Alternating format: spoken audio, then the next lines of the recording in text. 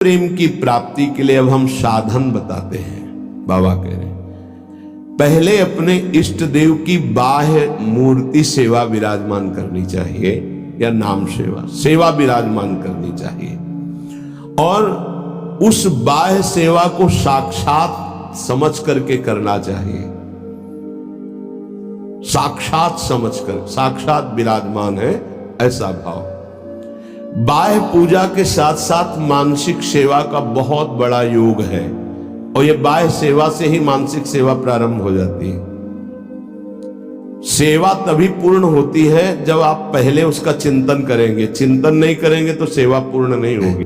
पूज्य बाबा कह रहे गोपी जनों की तरह प्रेम प्राप्ति के लिए सबसे पहले अपने इष्ट का चयन और इष्ट की अनन्यता। इष्ट की अनन्यता, इष्ट की अनन्यता में आ गया अपने इष्ट का नाम जपना, अपने इष्ट का मंत्र जपना, अपने इष्ट का ही गुणगान करना, अपने इष्ट के विषय में ही सोचना, ये सब आ गया। फिर इष्ट के श्री विग्रह की, मूर्ति की, छवि की, नाम की सेवा विराजमान करना, और जैसे गृहस्थ है तो जितने याम कर सके जितना कर सके, लेकिन अगर विरक्त है तो 8 पहर की सेवा। हमारे पास और कोई काम नहीं, हमारी जिम्मेवारी है 8 पहर की सेवा।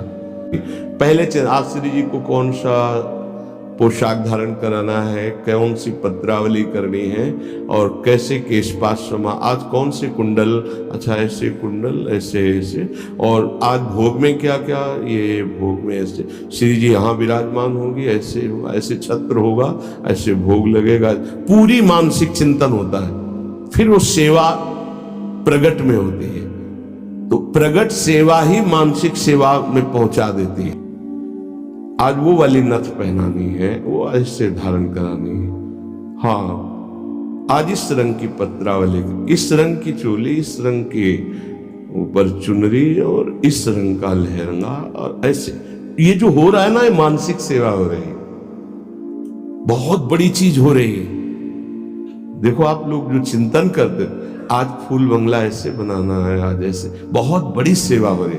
आज श्री जी की रसोई, ये मानसिक जो सेवा, और बहुत जोर की सेवा, प्रगट सेवा का फल है मानसिक सेवा, और मानसिक सेवा ही सिद्धावस्था को प्रदान करती है।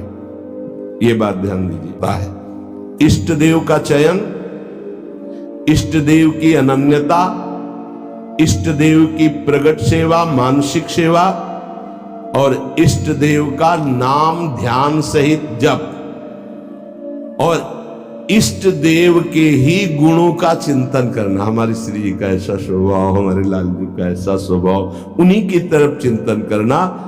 अन्य सब संबंध चिंतन को छोड़ना गोपी प्रेम की प्राप्ति है। और जो इष्ट का नाम मिला है वो केवल जबान से ही नहीं, चिंतन के साथ होना चाहिए। प्रेम की बात कर रहे हैं, केवल हम जबान से रट रहे मंगल है, लेकिन यहां कह रहे गोपी प्रेम की बात, गोपी जैसा प्रेम, उसका चिंतन होना चाहिए। जैसे राधा राधा, तो हमारा चिंतन भी हो रहा है। बाह्य जप से बहुत समय लगेगा। जब बाह्य जप और आंतरिक चिंतन दोनों एक साथ होंगे, बहुत जल्दी वासनाओं का नाश होकर आनंद की उत्पत्ति होती है। केवल बाह्य जप से बहुत काल के बाद लाभ मिलता है, बाह्य जप के साथ आंतरिक ध्यान से बहुत जल्दी लाभ प्राप्त होता है। महाराज जी सुनते हैं श्री सुखदेव जी का वैराग्य बहुत तीव्र और उच्च कोटि का था। क्या ऐसा कोई साधक वैराग्य नहीं धारण कर सकता? इस कोटि का वैराग्य क्या साधु के अंदर, साधक के अंदर नहीं आ सकता? निश्चित आ सकता है, पर ये सकामी साधक के अंदर नहीं, विषयी साधक के अंदर नहीं। जो निष्काम भाव से दृढ़ निश्चयी है कि केवल शरीर पोषण के लिए वस्त्र और भोग आदि, जो प्रारब्धवशात कोई चाह नहीं, उसके हृदय में तीव्र वैराग्य जागृत होता। पूज्यपाद बाबा कहते ऐसा नहीं कि उनको जो वैराग्य था वो किसी को प्राप्त ही नहीं हो सकता। लाखों हो गए हैं, देखा थोड़ी सबने, लाखों हो गए, लाखों हैं, लाखों होते रहेंगे। ये भगवान की सृष्टि है। जैसे जड़ भरत जी की स्थिति आई, उनसे ऊंची ऊंची स्थिति के ज्ञानी महापुरुष देखे गए, उनसे ऊंची स्थिति के ज्ञानी महापुरुष देखे गए, पर चर्चा उनकी गाई गई है। भगवान ऋषभदेव जी के पुत्र है, लेकिन ऐसे लाखों जड़ भरत हो चुके, लाखों होंगे। ये भगवान की सृष्टि, ऐसे ऐसे महापुरुष ब्रह्मबोध संपन्न देखे गए, जिन बिल्कुल निरपेक्षता की मूर्ति, निरपेक्षता की मूर्ति। हाँ, जिस दिन से सन्यास हुआ कभी वस्त्र ही नहीं धारण किया, दिगंबर, गंगा जी का किनारा हुआ। अंदर से दृढ़ निश्चय नहीं है, अंदर से भगवत प्रेम का भाव लक्ष्य नहीं है, तो बाह्य त्याग फिर दंभ पैदा कर देता है, दिखावटीपना फिर आने लगता है, जो बहुत ही साधक के जीवन में धोखा पैदा कर देता है। ये बुद्धि है बहुत जल्दी सिद्ध होना चाहती, फिर वो नाटक शुरू कर देता है, बहुत शास्त्र विरुद्ध आचरण होने लगते हैं। इसलिए निष्काम भगवत प्राप्ति का दृढ़ लक्ष्य, निरंतर भगवत चिंतन, खान पान आदि से राग रहित, तो श्री सुखदेव जी जैसा वैराग्य आ ही जाएगा। पूज्य बाबा, ये भगवान की प्राप्ति भगवान की इच्छा पर निर्भर है या पुरुषार्थ पर निर्भर है? भगवत प्राप्ति भगवत इच्छा पर निर्भर है कि वो जिसको चाहेंगे मिल जाएंगे, या अपना भी कोई पुरुषार्थ है? सिद्धि असिद्धि में सम रहना है भगवान की इच्छा की बात है, ये छोड़ दो भगवान पर। फल की सिद्धि असिद्धि में हमारा प्रयास पूरा रहेगा, उसी को भगवत प्राप्ति होगी। सिद्धि असिद्धि में सम रहो, लाभ मिला कि नहीं मिला, फायदा हुआ कि नहीं, इस पर सम रहो, इस पर ध्यान मत दो। तुम पुरुषार्थ करते रहो, प्रयास करते रहो, निश्चित तुम्हें भगवत प्राप्ति हो जाएगी, पक्का। देखो, ये पूरे जीवन की यात्रा की बात, ये 4 दिन में सुधरने वाले नहीं हैं।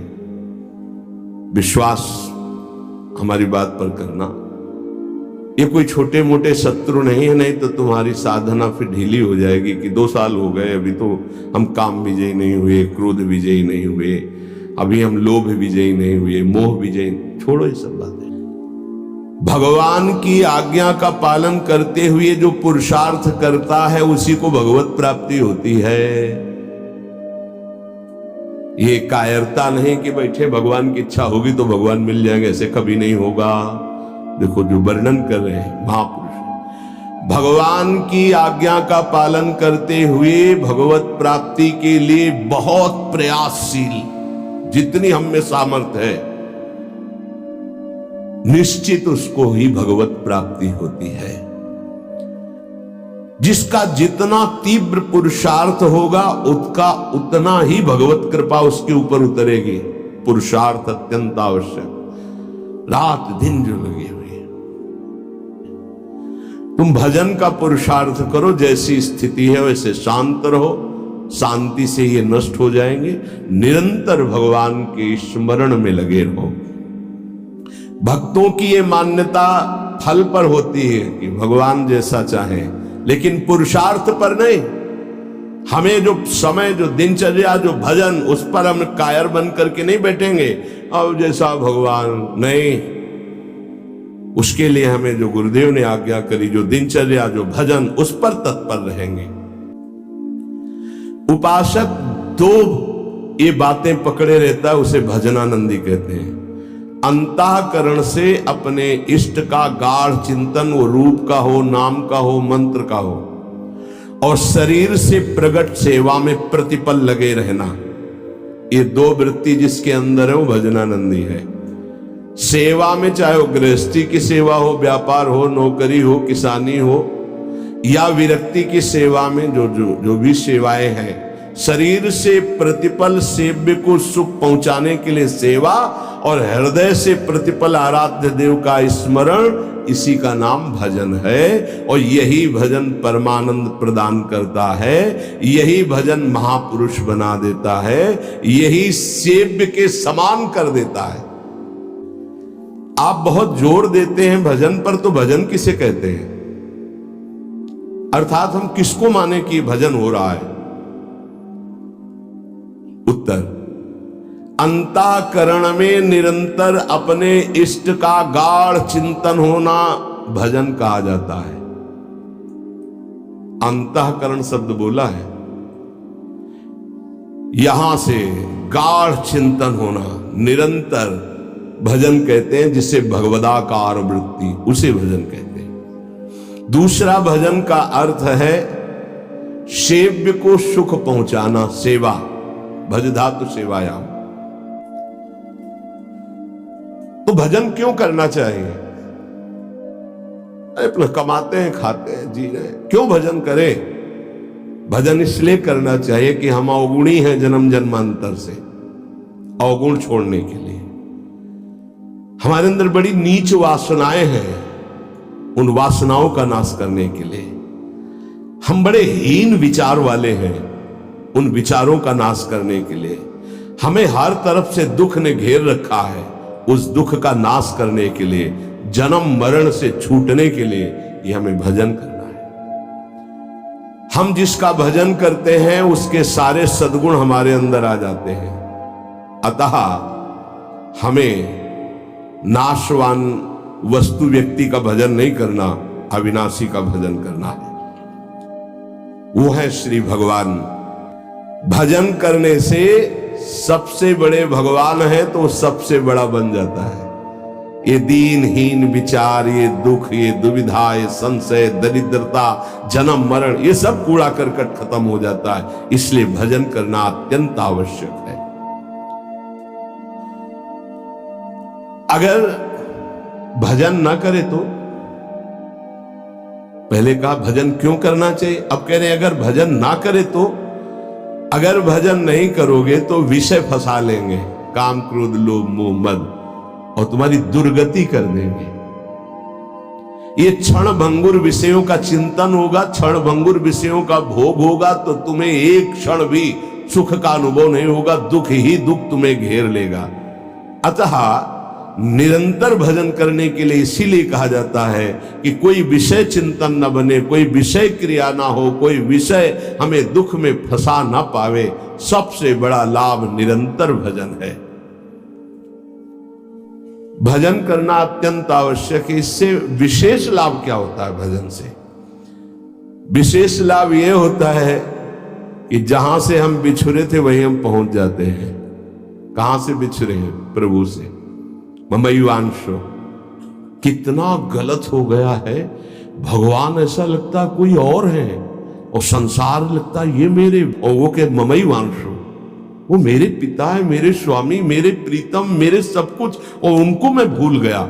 ये बात जानने के लिए जब हम भजन करते हैं तो हमारे हृदय में आ जाता है कि हमारे प्रभु हैं। फिर जो सुख प्राप्त होता है वो कभी किसी लोक और भोग में नहीं प्राप्त हो सकता। प्रेम स्वरूप हमारे इष्ट है तो हमारा प्रेम स्वरूप जागृत हो जाता है। भजन का लाभ है भगवान से बिछुड़े थे भगवान से मिल जाना। भजन करने का अधिकारी कौन है? बहुत बड़े ज्ञानी प्रश्नकर्ता श्री अखंडानंद सरस्वती जी। भजन करने का अधिकारी कौन है बाबा? सब भजन करने के अधिकारी, सबका अधिकार है भजन करने। बाल बच्चा कोई भी, पुरुष नपुंसक नारी वा जीव चराचर कोय, सर्व भाव भज कपट तज मोहि परम प्रिय सोय। बाबा ये भजन करने वालों में भी पाप कर्म देखे जाते हैं, ये क्यों नहीं छूटते हैं? भजन तो सब पापों का नाश कर देता है, फिर भजन करने वालों से पाप कर्म क्यों नहीं छूटते? क्योंकि वो सही भजन नहीं करते। हम अगर एक जन्म प्रभु को दे देते तो अनंत जन्मों की बिगड़ी बन जाती, तो घाटा थोड़ी है, लाभ ही लाभ है। जितना समय भजन नहीं करेंगे उतना समय मन विषय चिंतन करेगा और आपके द्वारा पाप कर्म हो ही जाएगा। पाप कर्म होगा तो सबसे पहले गुरु में अश्रद्धा होगी, फिर इष्ट भजन में अरुचि होगी। ये उसका लक्ष्य। कहीं भी अपराध करो, वो पहले आपके गुरु संबंध को तोड़ेगा, तभी तुम्हारे ऊपर प्रहार कर सकता है। नहीं, गुरु कृपा पात्र पर प्रहार नहीं कर सकती माया। पहला कार्य करेगी, गुरु संबंध छुड़वाएगी, इष्ट चिंतन छुड़वाएगी। बहुत ध्यान से समझना। वो विषय चिंतन करते हैं, विषय भोग करते हैं, उस समय भजन छोड़ देते हैं, जिससे पाप बनता है, भजन में अरुचि होती है। हम इसीलिए तो कह रहे हैं निरंतर भजन करो, विषय चिंतन मत करो।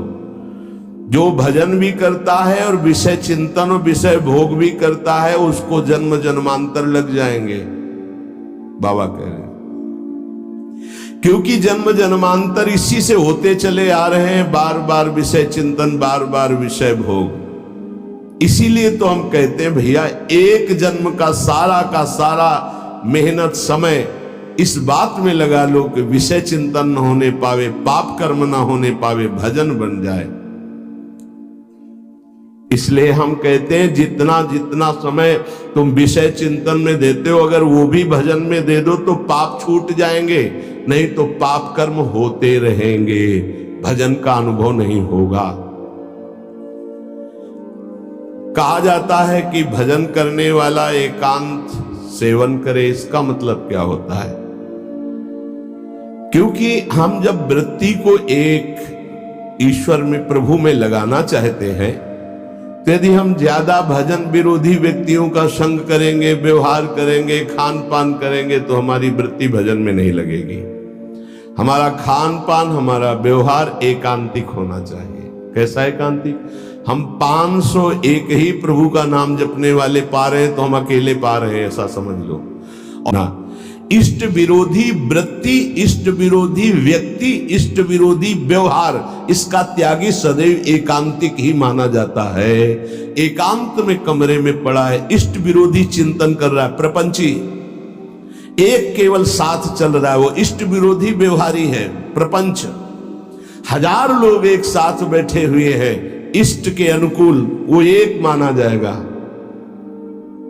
और 2 व्यक्ति हैं, एक विषयी है, प्रपंची है, तो मान लो हमारा भारी कुसंग हो रहा है। हम 500 में भी एक हैं और वहां एक में भी हम भारी प्रपंच में फंसे हुए हैं। ये एकांतिक भाषा को समझ लीजिए।